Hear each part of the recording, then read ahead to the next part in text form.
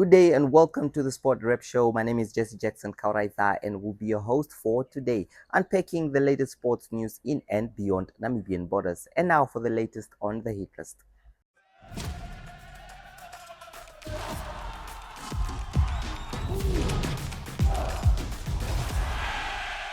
Well, today on the hit list, we start off with the Brave Warriors, of course, the team that traveled to Kazakhstan. They arrived safely in Kazakhstan. That was on Sunday evening, and they are scheduled to play that's Kazakhstan on the 25th. They were initially scheduled to play Kuwait. That was also on the 25th. However, Kuwait pulled out of the FIFA Friendly International Series following the unrest in the Middle East. We know between the war between Iran and USA and Israel, of course, Kuwait and opting not to play in that match that's scheduled for tomorrow. So lucky for Namibia, they will play the Kazakhstan team in the FIFA International Series. Colin Benjamin very optimistic about his team and what they will be doing in that country there. He called up a strong team. Some of the international players also joined the team by yesterday in order for them to battle that's Kazakhstan. Benjamin stating that it is important for the team to win these matches. Of course, these matches will play a role as far as Namibia's FIFA rankings is concerned. Also, a new chapter for many of the Namibian local based players that have never played beyond African borders. It will be the first time for many to battle against a team outside Africa. However, for some, it is the business as usual as they have played in such leagues before. But Benjamin is optimistic that the football players will need no motivation in this one after having to play in a very important encounter, of course, that needs no encouragement or motivation. It is an international FIFA competition. Namibia last played only last year, so this is a very important fixture for the country there. And Coach Colin Benjamin adding that the team will need the support, of course, even though not many of the fans will be able to travel to that country. We know all what's happening in Central Asia, in the Middle East. So obviously, we hope that the match will be broadcasted and the players will be able to showcase their talent for any other European interest, because these matches, of course, will be attracting some of the scouts around the world, and this could be a place for some of the local based players to be able to showcase their talents there. Coach Benjamin stating that also the team is very ready and do not need, of course, any injuries at the moment. Pardon me for that. Any injuries at the moment, and of course, they will be all fired up for that match against Kazakhstan. Although the change in matches would have meant that the coach will also need to change his game plan, with the approach that he went with in the first match was supposed to be against Kuwait there. So definitely a change in game plans. But one thing that would count in the favor of this match is the fact that the Kazakhstanian fans will definitely be there to flock the stadium and watch their national football team play. Namibian players also having to get accustomed with the weather there. That's why they traveled a little earlier. You could see some of the pictures that were posted, the players standing next to surrounded by snow, and also definitely a different kind of atmosphere, different kind of weather for these players. And we hope that they will be able to battle this team and win their first match, of course.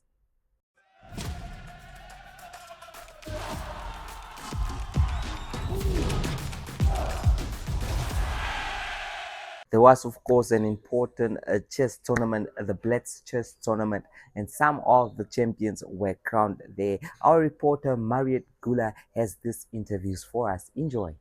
Okay, we are joined by Tony Shikongo. Tony, you are the cadet champion. How do you feel about that? I feel so great. Didn't really expect to lose some games, but yeah, Okay. How did you find the overall tournament? Are there any opponents that give you a tough time? The tournament was great, very well organized. Just like that, some places I made some blunders and ended up losing some games. But that was a great tournament. But like you said, you made some blunders there. What do you feel you could have done better in the tournament? Excuse me? What do you feel you could have done better in the tournament?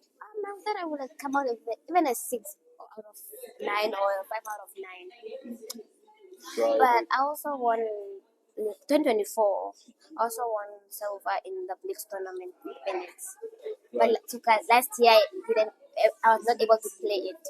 Right. But, oh, no. And here you are, winning the gold medal. No, that's very good. Okay, before I do let you go, which tournaments are you looking forward to? And how are you going to prepare for them? The schools individuals. I have tough opponents. Now there I have to do some puzzles, then do some tactics, and play different games and just look how they play. I understand you're also participating in the junior close, correct? Yes, the junior close, but my section is very tough, but I'll fight for my position. We are joined by Louis. You are the men's champion. Congratulations on that. How satisfied are you with that government performance? Thank you so much. I'm actually proud of myself. I just lost one game, so I actually lost. The position was actually equal, but then I lost on time. I was dwelling too much on the position. Okay, talk to us about the level of competition in this event. Are there any opponents that give you a tough time?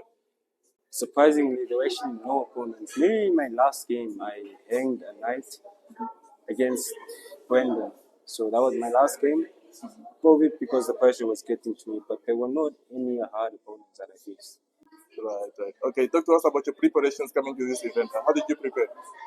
I actually didn't prepare a lot of chess. I actually took some time off because the last tournament for the national team, I didn't perform as well. So I took some time off of chess. Before coming here, I just did a bit of puzzles and that's about it. No, great stuff. No, Louis, thanks a lot for your time and congratulations once again on the gold medal.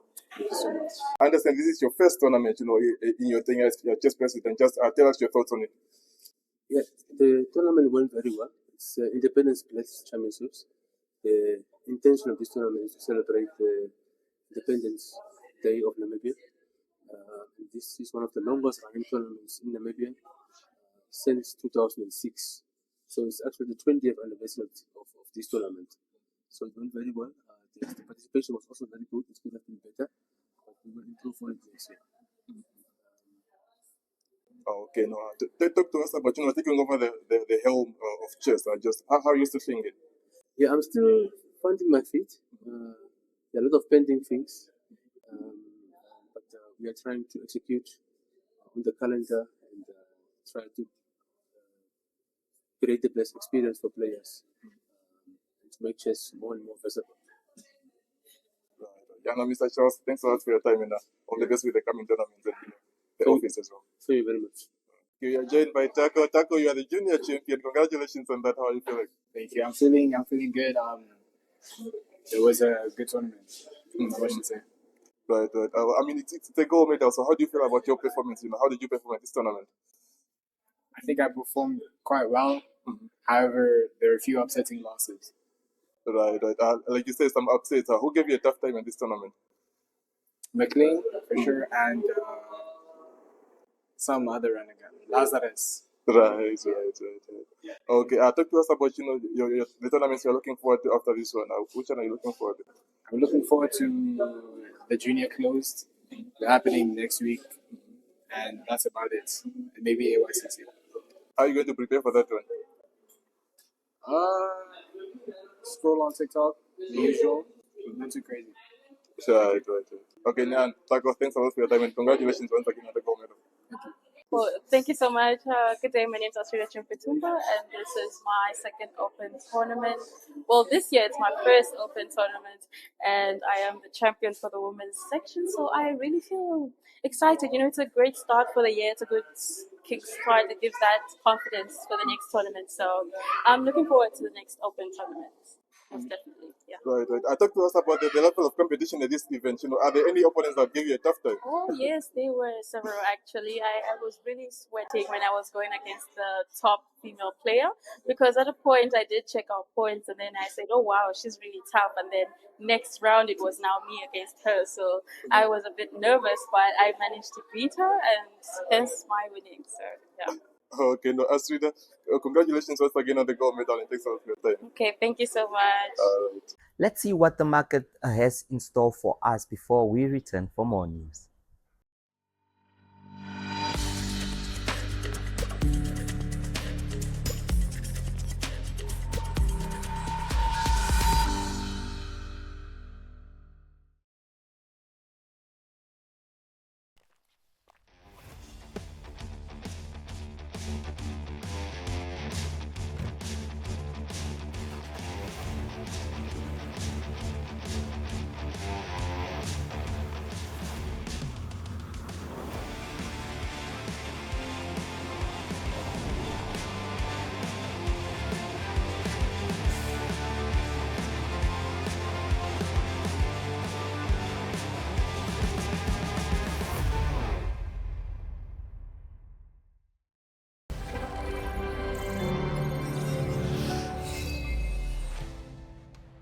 The Comoros Basketball Association League returned, of course, to the surface as teams were battling it out for top honors there and bragging rights. Once again, our reporter Mariet Ngula was there and has shared the thoughts of those that were involved with us.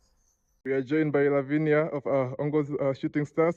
You just played against Phoenix there. What would you say are some of the positive you can take from that match? Well, I think that the game was tough, but we kept going. The fact that we didn't give up, I think that was a positive thing that we could take on. And later on, we built up our momentum. And I mean, this our defending champion, so it's always really good to play against such a team. I mean, it's also independent, so yeah, it would have been lovely if we won, but the positive to take is honestly the continuous picking up, although it took a bit longer. Right. No, great stuff. Yeah, like you said, it's continuous picking up. Do you think that is the main improvement that you need to do, going forward? Yeah, definitely. I think we should pick up earlier. And this is the thing we've been struggling with for such a long time. We pick up on the fourth quarter, and it doesn't make any sense. We're supposed to pick up already from the first quarter. Right. Okay. Looking at the next game, so how are you going to prepare, after this result? Definitely, we need the practice. We need to push. We need to work with the bodies that we have. There's more to it. There's more to us. There's a hunger in us, and I feel like we can win this league. We just need better communication, more practice. Everyone to attend the practice, to show up, communicate better, and start off earlier in the quarter. Right. No, great stuff. No, Lavinia, thanks a lot for your time and all the best for the coming games. Thank you for having me, and happy Independence Day from me to you all. All right. You're joined by Stefania, making a debut here with Phoenix. Congratulations on that. How was that match for you, first one? I'd say it was a huge transition. I haven't played in a long time. But I would say it was a good game for me as a first game. I could have done better, but I am proud of what I achieved today. I scored one basket, so it's something. So I'm proud of myself for that. Yeah. Okay, like you said, you could have done better. Where do you feel you could have done better in this match? I feel like I was focused on the crowd and also the instruction I received at that moment and not taking on the instructions I've been receiving, playing a progressive game, if that makes sense. So I feel like I could have stuck more on defense, focus on the defense rather than the offense, and also played more with my teammates and not rushing my decisions. So I feel like I could have improved on that. Right, no, great stuff. No, Stefania, thanks a lot for your time and all the best for the coming games. Thank you. All right. We are joined by Fossey of Phoenix. Fossey, congratulations there, getting a win against Ongo Shooting Stars. What are your thoughts on that match? Thank you. We started off well, very well. Our defense was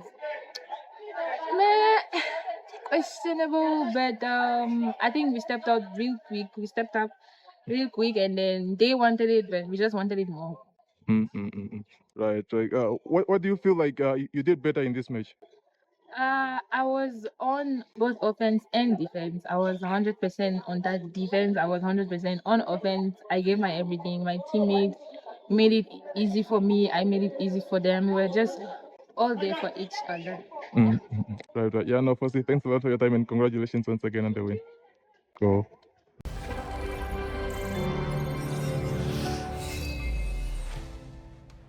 Still, Independence Week, we celebrated the 36 years of Namibia's independence. And this week, we have dedicated to some of the golden oldies, those that really played a crucial role in terms of sports in the country. Let's enjoy it on Golden Oldies.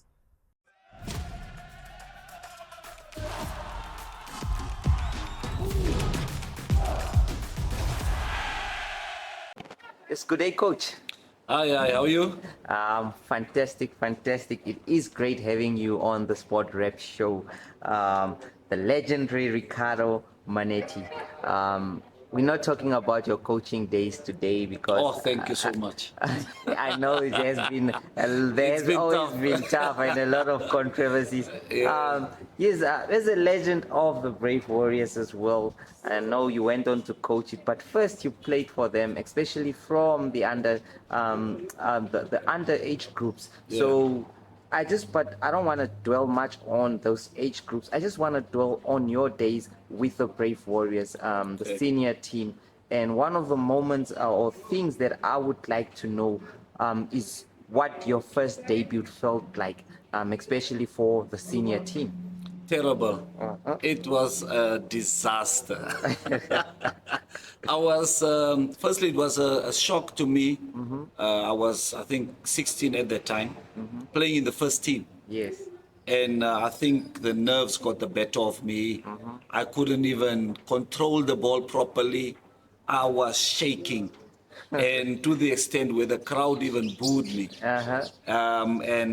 know, it was really a bad experience, but also a very proud one, because at that moment I felt like there is something in me that the coaches, you know, see, and that they want me to express. And I will never forget that game, Independence Stadium against Zambia, the mighty Zambia. Which year was that? That was, I think, 92.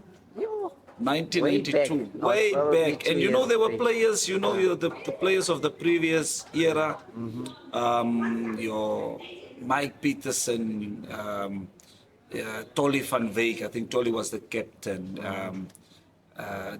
Donkey Majid, you know, guys like that Yes. of the previous, and we were now the youngsters coming in, and I was the youngster that got introduced. So you spoke of the crowd. We look at today's crowd that attends matches. Yeah. But if you take us back to that day, was it a fully packed Independence Stadium? It was fully packed.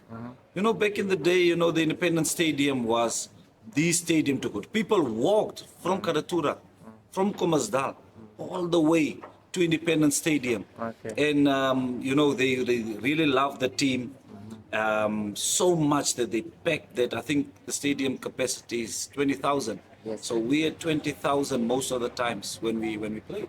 Okay, so you played for quite a while, and I'm sure you have had some special matches. But what would be the most special match you played in, as in the Definitely the Warriors? Bafana one, we beat them. We actually beat them twice, Yes. and but the first one was quite special because it was to me it was more than just Bafana. It was more than a derby. To me, it was, you know, the South Africans, you know, they colonized Namibia, and we were like a province at that time, and to actually got our independence in 1990 was something. You know, the political independence. Yeah. That was something special. But then, football-wise, that was like, for me, in football terms, that was my independence day. You know, in terms of being Namibia, the Brave Warriors, on your own, Yes. not under the umbrella of South Africa, not under the, you know, in the shadows of other countries. Okay, I want to take you through a quick one. 1998, that's the 8th of February. Brave Warriors debuted at AFCON Burkina Faso against Ivory Coast. Yeah. Half time, Ivory Coast 3, Namibia 0. Goals, Elifas Shivute, second half. That's Ricardo Manetti, 1 goal.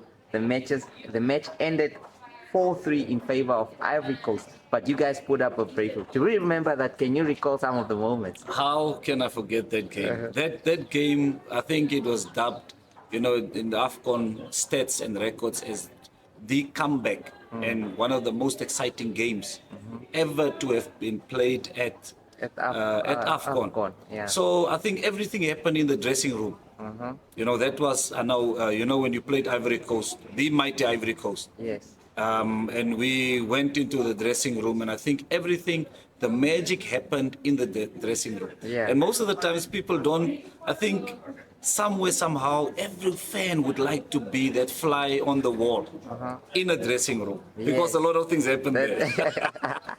The coach is on your case, or the coach is not even saying anything, or sometimes it's just a player coming through, and in that case, we had a lot of fights in the dressing room. One of the things is that you guys went 3 goals, down. Yeah. Was this part of something you guys expected in the match, or were you guys caught by surprise? And we knew the game was going to be tough, but at that time we thought that we've matured to the extent where those 4 zeros and 4 ones it's not going to happen again. Yeah. But then boom, here it happened at AFCON. So when we got into the dressing room, it was a dear Makar dressing room. This one is blaming that one is blaming the other one, and it was this one having a go, this one, and the coaches were just there, and they're trying to keep us together and not for us to lose hope, because if you lose hope, the score was going to be 6-7-0. Yeah. Because then you would just go downwards from there. But some of us stood up, and a guy like me, I stood up and I said, look, what happened. And then there's nothing we can do about it. Yeah. So the referees, is on his whistle, telling us to come out. Yes. And we are like fighting in there and having a go with each other. And it's not going to help our cause. There are Namibians out there watching. How are we going to come back? So let us go onto that pitch and do the opposite of what we did in first half. Okay. And then the referee, and when they had to go out. Yeah. Well, before we conclude, I brought that game because today is the 8th of February, and of course it is one of those days I would like to Special remind you. day. Special day. Yes. Before we conclude, well, you just have probably 30 seconds just to tell us what would you have changed as a player, and what have you learned from being a football player? Wow, I've learned so many things from being a football player. The discipline, time management, respect, and how to bounce back from defeats. And I've taken that into my daily life, to say that if things are not going okay, you have to bounce back. Because after missing a penalty, after missing a chance, after losing a game, you have to bounce back. There's another game waiting for you. And that's the same with life. Life is like that. It's always an up and down situation, and you always have to pick yourself up. No one is going to pick yourself up. Remember that.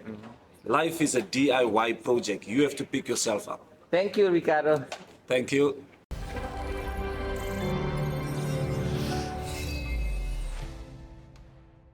From me, Jesse Jackson Kauraitha, it is goodbye.